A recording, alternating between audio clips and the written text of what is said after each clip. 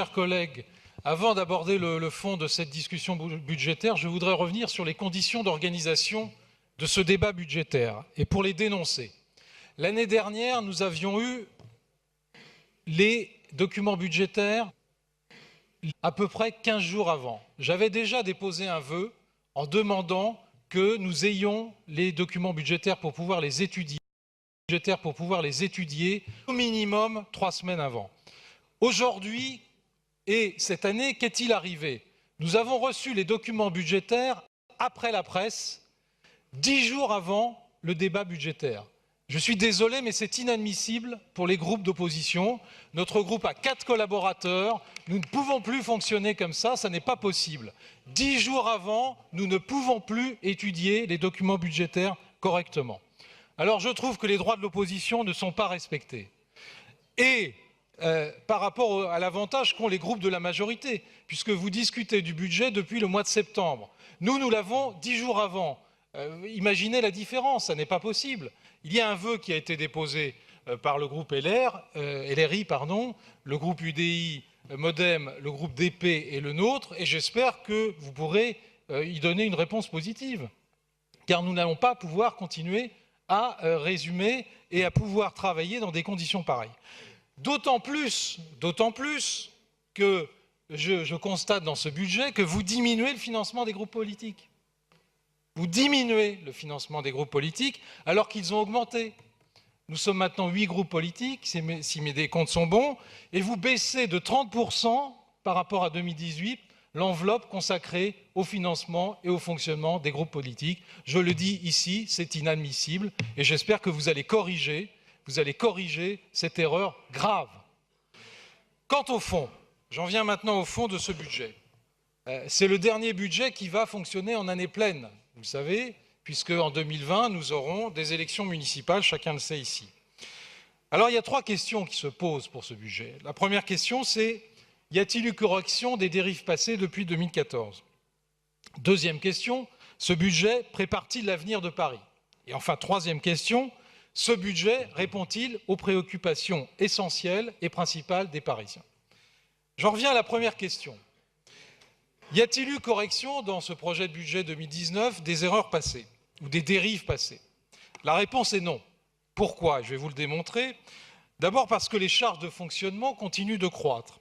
Votre rapport, M. Grégoire, indique, je vous cite, une baisse apparente de 1% des charges de fonctionnement.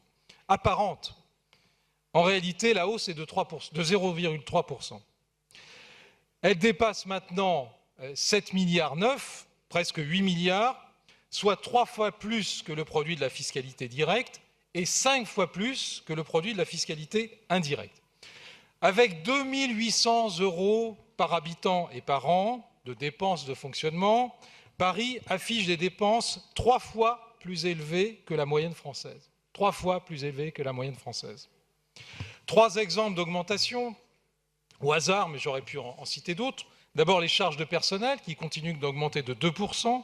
Elles ont augmenté de 9% en 4 ans, alors que vous indiquez que vous êtes dans la sobriété. Nous n'avons visiblement pas la même notion de la sobriété. 50 287 agents en 2018, 51 252 en 2019, près de 1000 agents, 965 agents supplémentaires dans le budget 2019. Alors, il y a des agents qui sont nécessaires, bien évidemment. J'ai vu qu'il y avait une augmentation du nombre d'éboueurs. Très bien, vous en ajoutez 90. Donc c'est reconnaître qu'il y avait un déficit dans ce domaine. Mais 123 agents dans les services généraux supplémentaires. Est-ce que vous pouvez nous indiquer pourquoi et quelles raisons justifient cette augmentation importante? Deuxième augmentation que je constate, les subventions aux associations. Il y a à Paris 65 000 associations. Il n'y en a que 2500 qui sont subventionnées.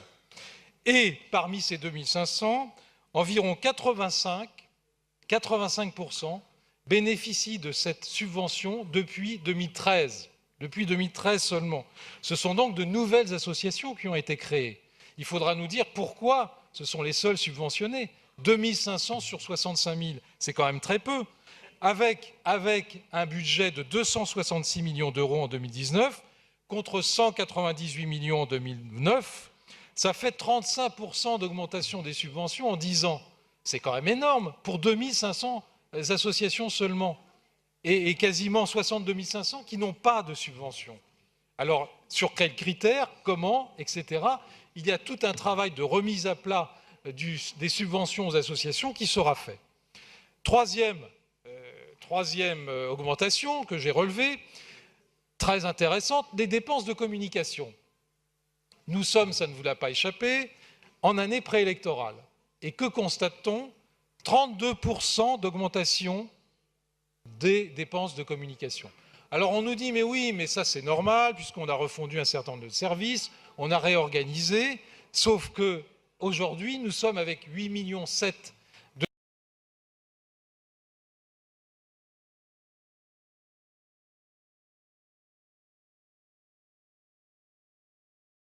côté recettes. La fiscalité directe continue d'augmenter, 2,1%, ce sont les bases et non pas les taux qui augmentent, je vous l'accorde. La fiscalité indirecte augmente de 9,7%, avec une inscription sur les recettes de stationnement de 334 millions d'euros, alors que nous savons très bien que vous n'avez pas atteint ce montant en 2018, plutôt 200 que 330, mais ce n'est pas grave, vous continuez à réinscrire 330 millions d'euros sur les recettes de stationnement, enfin, en ce domaine, j'espère qu'il sera voté, j'en doute, mais enfin, j'ai toujours une espérance ici, pour remettre à plat cette affaire.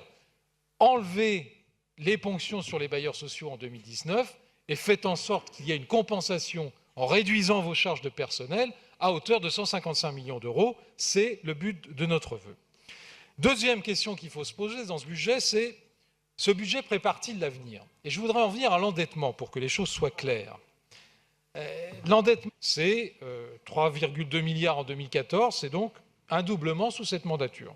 Les chiffres sont implacables.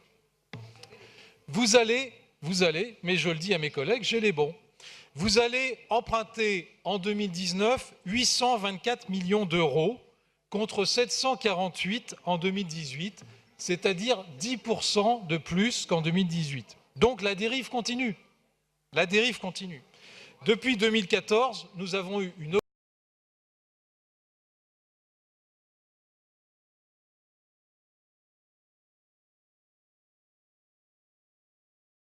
de remboursement, de désendettement, nous les respectons.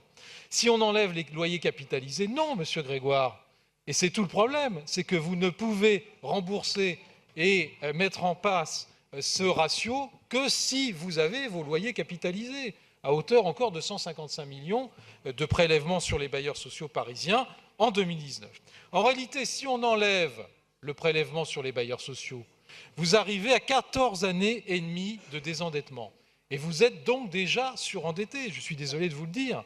Bordeaux est à 4,5, 4 années et demie d'endettement. Strasbourg est à 8 années. Lille est à 10. Marseille, sociaux, des loyers capitalisés, versés sur 5 ans et non pas sur 60.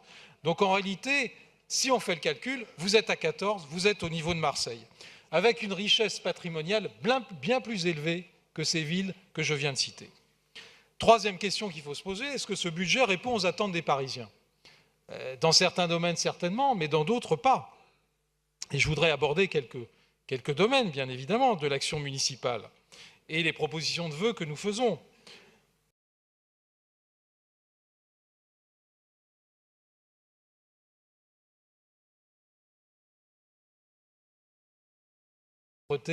Pour que Paris soit plus propre. Mais ça n'a strictement rien donné. Rien donné.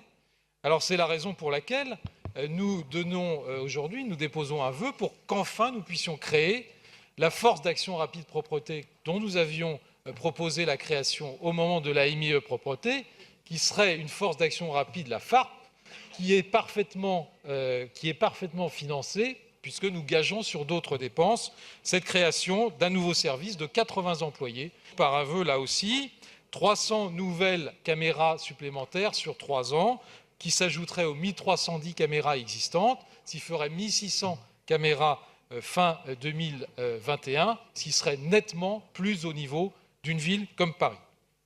Le logement, je ne vais pas m'y attarder, vous connaissez nos positions sur cette politique du logement. Nous avons fait un vœu très complet pour enfin une relance de l'accession sociale à la propriété à Paris, pour la vente intermédiaire que nous n'avons toujours pas malgré les promesses, il faut dépenser moins en matière de logement et dépenser mieux. La lutte contre la pollution, qui est une de vos caractéristiques également, une de vos priorités, quand je vois les montants dépensés pour la rénovation thermique et énergétique des bâtiments, ça me fait peur. C'est la raison pour laquelle nous déposons également un vœu sur la rénovation thermique et énergétique du bâti parisien pour que 100% des bâtiments publics d'ici 2030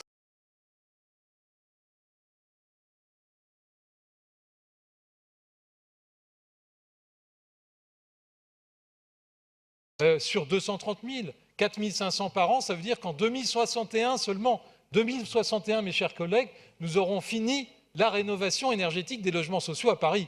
Quelle perspective! Enfin, sur la piétonisation, nous déposons un vœu avec Marie-Laure Harel pour que nous augmentions la piétonisation dans Paris, que nous arrivions à 200 hectares d'espace piéton et que nous visions en priorité les collines de Paris, Belleville, Montmartre et la montagne Sainte-Geneviève.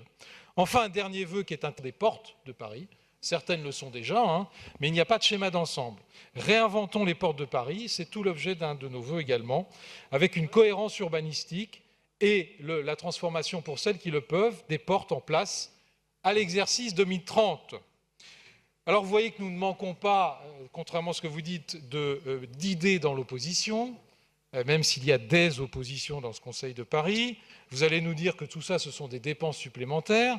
Non, pour atteindre et de mettre en place d'ici 2020 une commission de modernisation du service public parisien. Nous l'avions déjà demandé l'année dernière, nous le redemandons cette année. J'espère que nous pourrons réfléchir tous ensemble à cette efficacité nouvelle du service public parisien. Je vous remercie. Merci Jérôme Dubus.